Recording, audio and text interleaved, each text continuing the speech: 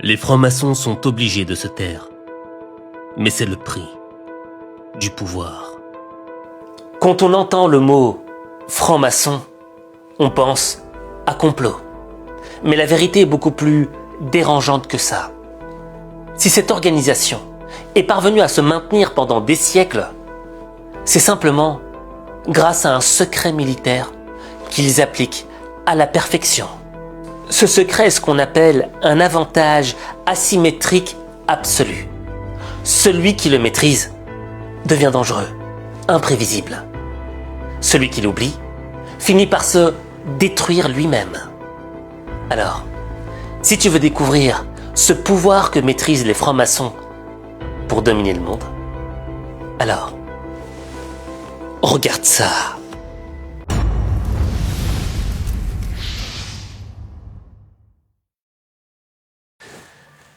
Quand j'étais gamin, le YouTube du début des années 2010 n'était pas le même YouTube d'aujourd'hui. À cette époque-là, sur YouTube, il y avait plein de vidéos complotistes sur les reptiliens, les aliens, les Illuminati, les francs-maçons. Alors, moi, j'ai pas de preuves des reptiliens, aliens, Illuminati. Mais il y a bien une entité qui existe. Celle des francs-maçons. Et les gens disent souvent, oui, les francs-maçons ont un pouvoir énorme, oui, les francs-maçons ont une influence, etc. Mais dans le fond, on ne sait pas grand-chose d'eux. Et en réalité, j'ai compris où résidait leur véritable pouvoir grâce à Donald Trump. Encore une fois. Il n'y a pas longtemps de cela, Trump a, comment puis-je le dire, capturé, enlevé, kidnappé un autre chef d'État, celui du Venezuela, Nicolás Maduro. Un coup énorme, tu vois. Un coup qui a été retentissant à travers le monde entier. On n'avait jamais vu ça. Un autre chef d'État en train de se faire kidnapper. Mais ce kidnapping était une erreur d'ordre stratégique. En réalité, à travers cette initiative, Donald Trump a mis une cloche autour du cou des États-Unis. Il y a un proverbe mongol qui dit « Le tigre qui porte une cloche mourra de faim. » Mettons-nous en situation. Je suis une proie, tu es une proie. Non, moi je suis le tigre et toi t'es la proie. Après on changera. Tu te balades dans la forêt, mais t'as un certain inconfort. Parce que tu sais que moi, le tigre, j'ai envie de te manger. Mais tu sais pas quand je vais venir. Tu sais pas d'où je vais arriver. Et surtout, tu sais pas comment je vais t'attaquer. Est-ce que je vais te prendre par la gorge, par une patte, ou par au-dessus, par en bas? Tu sais pas. Donc, j'ai un avantage asymétrique par rapport à toi. C'est-à-dire que t'as des manques d'informations. Mais, si moi le tigre, j'ai une cloche autour du cou, et que je commence à m'approcher de toi, peut-être de loin, mais t'entends le son de la cloche.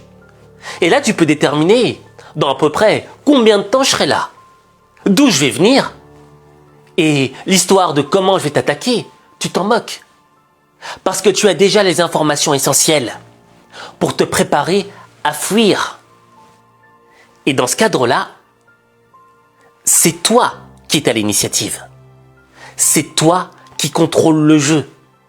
Et plus moi. Et à force, je vais mourir de faim. Parce que tu sauras toujours comment t'échapper par rapport au son de ma cloche. Bien, tu vois, Donald Trump, en ayant kidnappé Nicolás Maduro, il a mis une cloche autour du cou des États-Unis.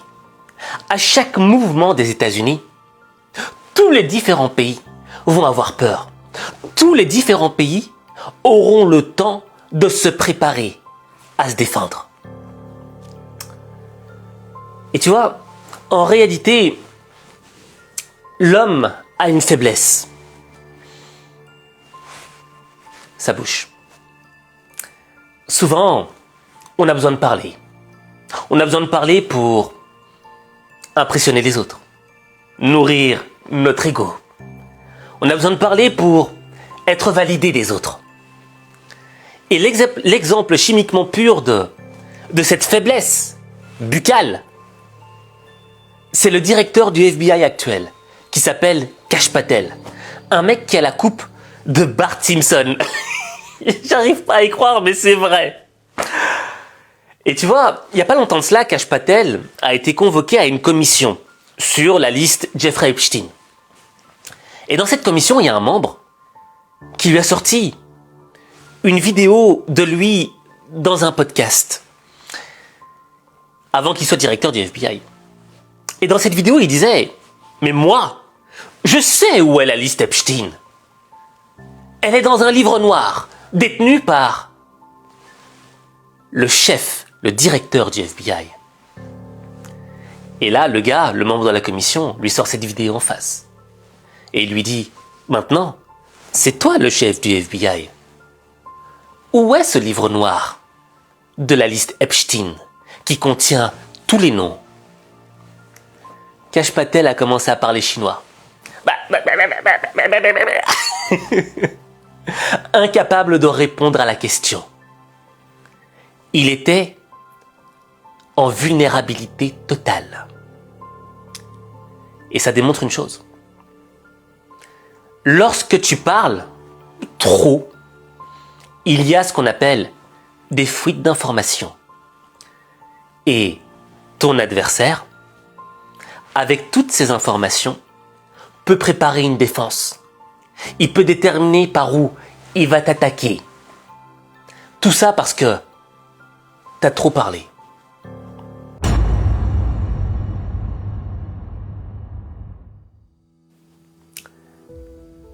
Et en réalité, les francs-maçons, ils ont compris cela. Ils ont compris qu'en réalité, le pouvoir réside dans le silence. Souvent, il y a des gens qui pensent que lorsqu'on est silencieux, c'est parce qu'on est faible, c'est parce qu'on est des gens passifs. Alors qu'en réalité, le pouvoir du silence, c'est une posture active de domination psychologique. Quand tu as le pouvoir du silence, chacun de tes coups a 2 fois plus d'impact. Tu vois, quand tu vas frapper une position adverse en situation de guerre, déjà, le coup fait mal, tu vois, pour tes adversaires. Mais ce qui fait encore plus mal, ce qui affaiblit encore plus l'adversaire, c'est lorsque l'attaque est une attaque surprise. Bah Tu t'attendais pas à ce que je fasse cette folie. Tu t'y attendais pas. Qu'est-ce que te dit ton cerveau là maintenant? Mais Aziz, il est fou. Pourquoi est-ce qu'il crie comme ça d'un coup? Mais qu'est-ce qui se passe? C'est ça le principe de l'attaque surprise, au fait. Tu subis une attaque, tu ne sais pas d'où elle vient.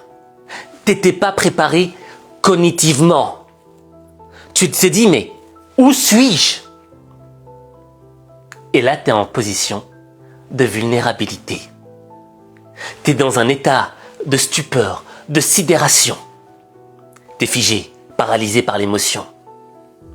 Ce qui fait que lorsque je te tape, vu que tu peux pas fuir, vu que émotionnellement, tu es perdu, tu es aveuglé, le coup a 2 fois plus d'impact. Bah, désolé pour la folie que je viens de te faire, tu vois, mais c'est ça l'effet de surprise.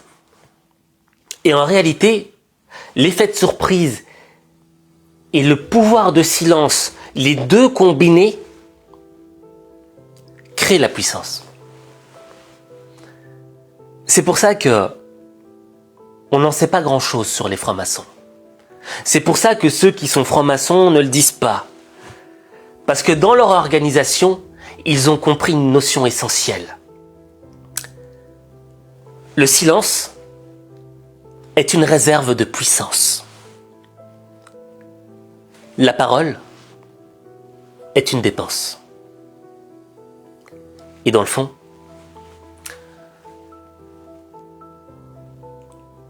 tu dois laisser tes actes parler à ta place. Et quand tu comprendras cela, tu réussiras l'impossible. Mais l'impossible, il n'y a que toi qui peux le faire. Il n'y a que toi.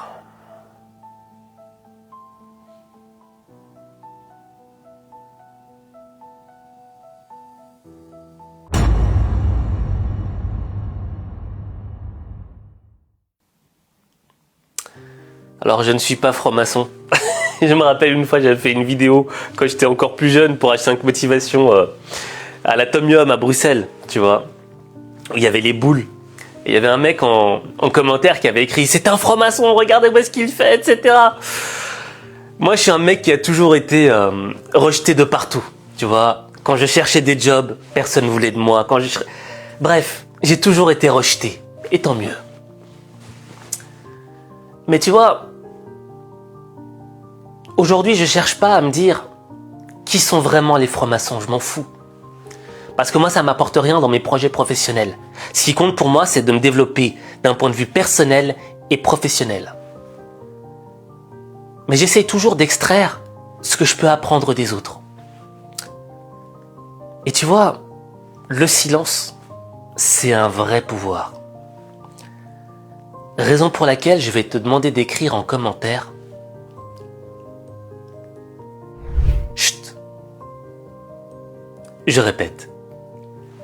Chut.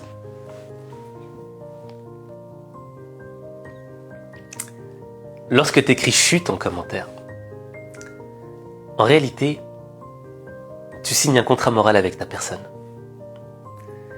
Et dans ce contrat, ce que je veux, c'est que à chaque fois que tu vas parler d'un de tes projets, à chaque fois qu'il y a quelqu'un qui essaie de te déstabiliser émotionnellement pour faire fuir des émotions de ta personne, il faut que le mot « chut » revienne dans ta tête. Et moi, je suis un partisan des images mentales. Et l'image mentale qui doit rester dans ta tête, c'est le tigre avec la cloche.